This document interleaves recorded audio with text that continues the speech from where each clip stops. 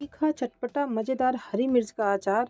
तो दोस्तों आज हम ऐसा अचार बनाने वाले हैं जिसे आप मुश्किल से 10 से 15 मिनट में बना सकते हैं और वो भी बिना धूप लगाए। इसे आप पूड़ी पराठा या फिर छोला भटूरा किसी भी चीज़ के साथ सर्व कर सकते हैं। ये खाने में बहुत ही टेस्टी होता है। हाय फ्रेंड्स, स्वागत है आप सबका एक बार फिर से मेरे चैनल रसोई साथी में। तो फिर चलिए वीडियो को बनाना शुरू करते हैं। इस अचार की रेसिपी के लिए सबसे पहले मैंने यहाँ पर 250 ग्राम हरी मिर्च ले लिया है। इसे पानी से अच्छे से वॉश कर लिया था और फिर इसे मैंने कपड़े से अच्छे से पोंछ कर फिर इसे थोड़ी देर के लिए पंखे के नीचे सुखा दिया था। अचार बनाने के लिए जब भी आप मिर्च का यूज़ करें तो ये ध्यान रखिएगा कि मिर्च में बिल्कुल भी पानी ना हो। पानी को अच्छे से पोंछ कर सुखा लेना है, उसके बाद ही हमें इसे कट करना है। और अब हम क्या करेंगे कि इसे हम कट करेंगे। यहाँ पर इन मिर्चियों की हमें सबसे पहले डंठल निकाल लेना है। गलती से भी मिर्चियों की एक भी डंठल अचार में ना जाए, नहीं तो क्या होगा कि अचार हमारा जल्दी ख़राब हो जाएगा। अब इन मिर्चियों को हम छोटे छोटे पीसेस में कट कर लेते हैं।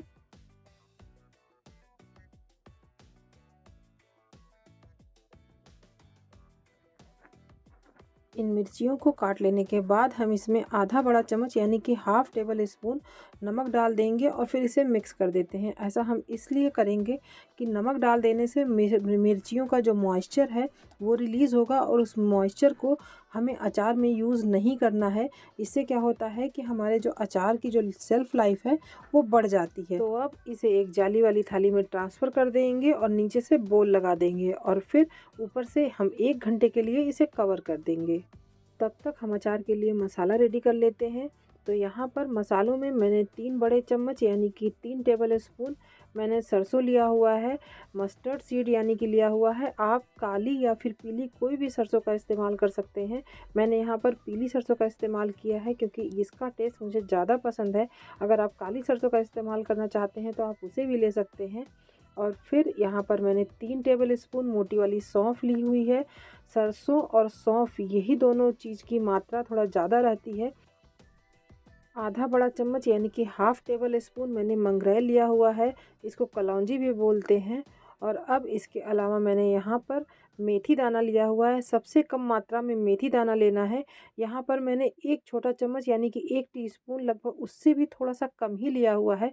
इसे ज़्यादा नहीं यूज़ करिएगा, नहीं तो अचार कड़वा हो जाता है। तो अब इन मसालों को हम ड्राई रोस्ट कर लेते हैं। ड्राई रोस्ट करने के लिए हमने कढ़ाई रख दी है गरम होने के लिए। इसमें सबसे पहले हम सौंफ डाल देते हैं और इसके साथ ही मेथी दाना डाल देंगे और बाकी की चीज़ों को हमें अभी नहीं भूनना है।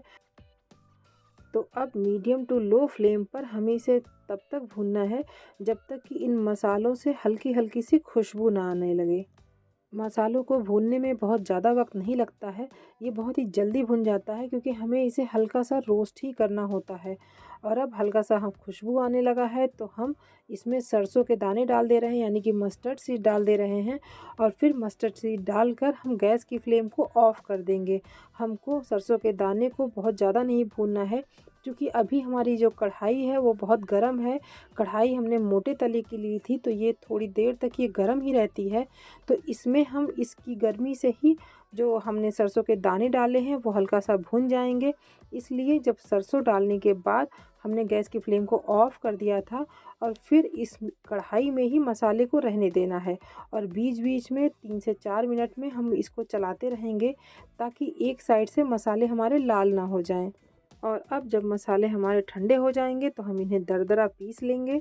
इसके बाद अचार में डालने के लिए हमें तेल भी रेडी कर लेना है। तेल के लिए हमने यहाँ पर 200 ml तेल लिया हुआ था और अब इसे एक बड़ी कलछी में डालकर इसे हम गरम कर देते हैं। तेल गरम का इस्तेमाल हम यहाँ पर इसलिए करते हैं क्योंकि अचार जो है वो मैं इंस्टेंट बना रही हूँ, इसे आपको धूप दिखाना कंपल्सन नहीं है। तो इसलिए तेल को हमें गरम करके यूज़ करना है। और जब तेल से धुआं निकलने लगेगा तो हम गैस की फ्लेम को ऑफ़ कर देंगे और इसे थोड़ा सा ठंडा कर लेंगे। तो अब जिन मसालों को हमने ड्राई रोस्ट किया था उसे ठंडा करके दरदरा पीस लिया है।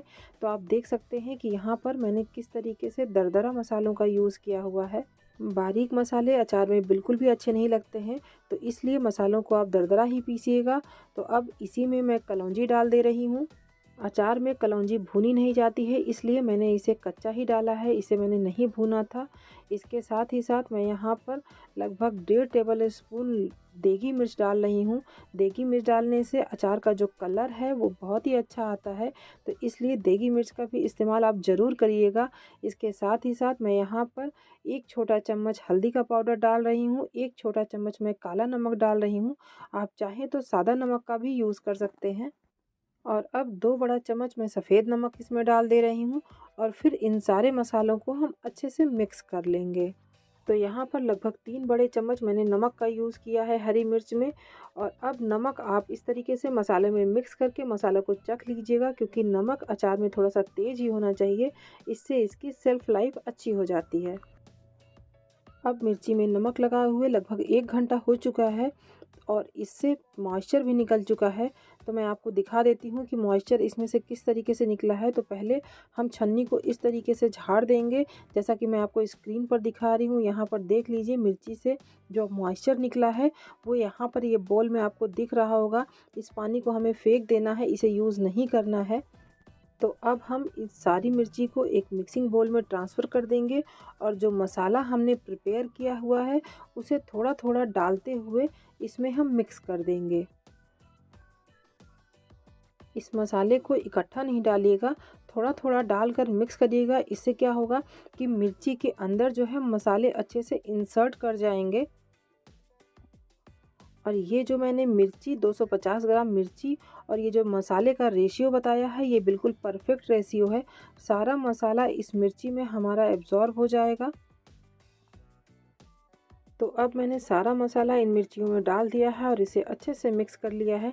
यहाँ पर तेल हमारा बहुत हल्का इस समय गुनगुना है, तो मैं इसमें आधा छोटा चम्मच हींग डाल दे रही हूँ और इस हल्के गरम तेल को हम इस अचार में, यानी कि ये जो मसाला मैंने मिर्ची में लगा कर रखा है इसमें हम डाल देते हैं।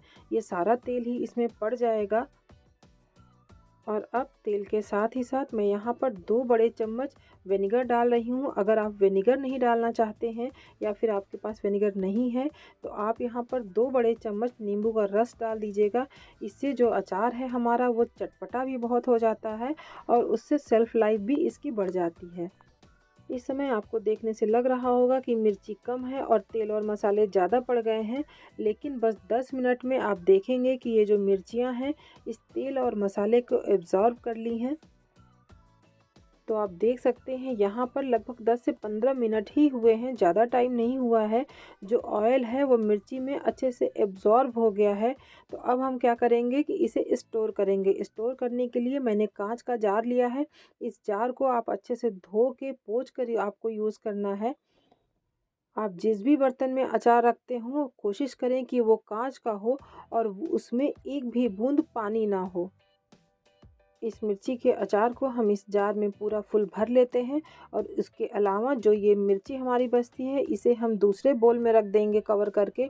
इससे क्या होगा कि जो डेली यूज़ में हमें फ़िलहाल के लिए खाना है उसे हम इस बोल से यूज़ करेंगे और जो लंबे वक्त तक हमें जो अचार रखना है उसे हम रोज़ रोज़ नहीं खोलेंगे ताकि उसमें एयर ना जाए। इससे क्या होगा कि अचार की सेल्फ लाइफ बढ़ जाएगी और अचार आपका ज़्यादा दिन तक चलेगा। तो इस जार को हम टाइटली बंद करके रख देंगे। आप चाहें तो 1 दिन के लिए आप इसे धूप भी दिखा सकते हैं। और ये जो अचार मैंने बोल में रखा है इसे मैं कवर करके रख दूंगी और इसे डेली यूज़ में फ़िलहाल के लिए इसे इस्तेमाल करेंगे। जब ये ख़त्म हो जाएगा तब हम जार वाला अचार इस्तेमाल करेंगे। और जार को बार बार नहीं खोलने से क्या होगा कि अचार आपका लंबे समय तक चलेगा। तो फ्रेंड्स, अगर आज की ये रेसिपी आपको पसंद आई है तो मेरे इस वीडियो को लाइक ज़रूर करिएगा, मेरे चैनल को सब्सक्राइब करिएगा। तो मिलते हैं एक नए वीडियो के साथ। Till then bye bye.